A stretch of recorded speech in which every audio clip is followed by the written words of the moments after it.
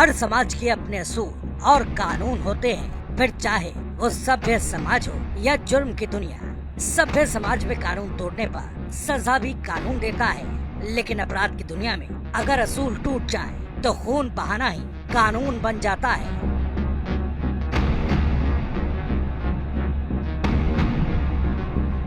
मुंबई के अंडरवर्ल्ड में अब से 36 साल पहले यानी 1989 में यही हुआ। जिस शख्स को आप सफेद दाढ़ी मूंछों और उजले लिबास में देख रहे हैं, उसका नाम है अरुण गवली उर्फ डैडी उर्फ मुंबई का अंडरवर्ल्ड डॉन। 17 साल बाद जेल की सलाखों से पैरोल पर बाहर आए अरुण गवली का घर पहुंचने पर स्वागत हुआ। पत्नी और बेटी ने आरती उतारी, तिलक लगाया और आसपास के लोगों ने फूल बरसाए। पिछले 17 साल में इस डॉन के लिए मुंबई और जिंदगी दोनों पूरी तरह बदल चुकी है। मुंबई में अब अंडरवर्ल्ड मिट्टी में मिल चुका है और डॉन कहलाने वाले अरुण गवली में अब डॉन जैसा कुछ भी नहीं बचा। लेकिन अब जब मुंबई के अंडरवर्ल्ड की बात होगी तब उस घटना का जिक्र जरूर होगा जो अपराध की दुनिया में सबसे दुर्दांत हत्या के तौर पर हमेशा अरुण गवली की तस्वीर के साथ याद की जाती है।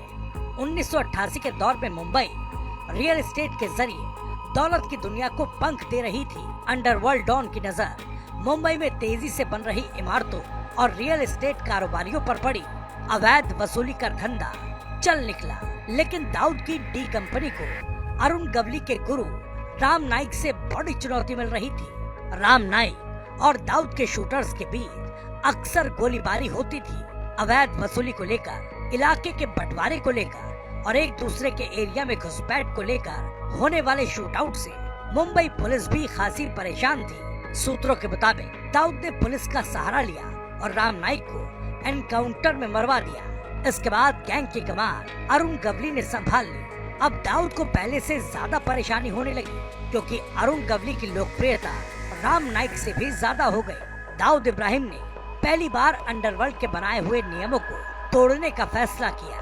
नियम ये था कि चाहे कितनी भी दुश्मनी हो, लेकिन किसी भी शूटआउट में किसी के भी परिवार के सदस्यों को कोई गैंग निशाना नहीं बनाएगा। दाऊद ने 1989 में ये नियम तोड़ दिया। उसने शूटर्स भेजकर अरुण गवली के बड़े भाई किशोर गवली उर्फ पप्पा की हत्या करवा दी। इस हत्याकांड ने सिर्फ अरुण गवली नहीं बल्कि पूरे मुंबई में अपराध की दुनिया को हिलाकर रख दिया।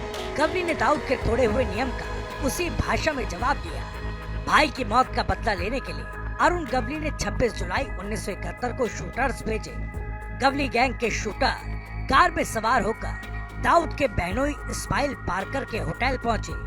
वहां उन्होंने ताबड़तोड़ गोलियां बरसाकर दाऊद के जीजा इस्माइल पार्कर की हत्या कर दी। जिस वक्त ये हत्याकांड हुआ उस समय तक डी कंपनी का खौफ पूरे महाराष्ट्र में फैल चुका था, या यूं कहें कि दाऊद का नाम अंडरवर्ल्ड डॉन के रूप में टॉप पर था। ऐसे समय में अरुण गवली ने उनके बहनोई को मरवाकर पूरी डी कंपनी को हिला दिया। इस घटना का बदला लेने के लिए दाऊद के कथित गुरु और माफिया सुभाष ठाकुर ने अपने गुर्गों के साथ मिलकर 12 सितंबर 1992 को मुंबई के जेजे अस्पताल में फायरिंग की थी। इस गोलीबारी में अरुण गवली गैंग का शूटर शैलेश और 2 सिपाहियों की हत्या हो गई थी। इस गोलीकांड में साल 2000 में मुंबई की अदालत ने सुभाष ठाकुर को हत्या का प्रयास और टाड़ा के तहत उम्र कैद की सजा सुनाई थी। वहीं अरुण गवली को 2007 के एक हत्याकांड में उम्र कैद की सजा हुई है। 2007 में शिवसेना के पार्षद कमलाकर जाम सांडेकर की हत्या कर दी गई थी। अगस्त 2012 में गवली को कमलाकर की हत्या की साजिश रचने, फिरौती वसूलने और मकोका एक्ट के तहत आजीवन कारावास की सजा मिली थी। साथ ही कोर्ट ने गवली पर 17 लाख रुपए का जुर्माना भी लगाया था। दिसंबर 2019 में बॉम्बे हाईकोर्ट ने सजा को बरकरार रखा था। 28 अगस्त को अरुण गवली की ओर से सुप्रीम कोर्ट में याचिका दी गई।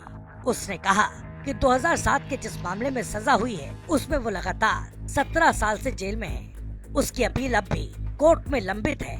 ऐसे में कुछ शर्तों के साथ जमानत का अधिकार है। सुप्रीम कोर्ट में अपील के बाद अरुण गवली को रिहा करने का आदेश दिया गया।